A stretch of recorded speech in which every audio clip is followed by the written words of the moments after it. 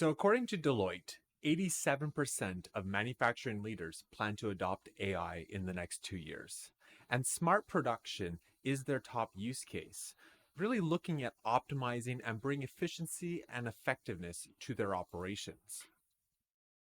But we were all promised this already, weren't we? Wasn't that what Industry 4.0 was supposed to be? Where AI, IoT, connectivity were supposed to bring us all the real time data that we can ever ask for, that we'd ever need to optimize our operations.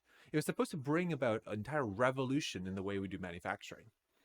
But I personally still see a lot of it missing.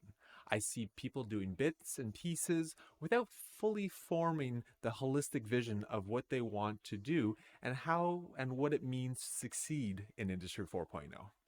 And there's a lot of talk about digital twins, closed loop systems, and data driven this, but many people still need help implementing, running, and architecting these systems in order to set them up for success. And it's sad because it's this connectivity and data flow that's absolutely necessary for successful modern AI applications in manufacturing.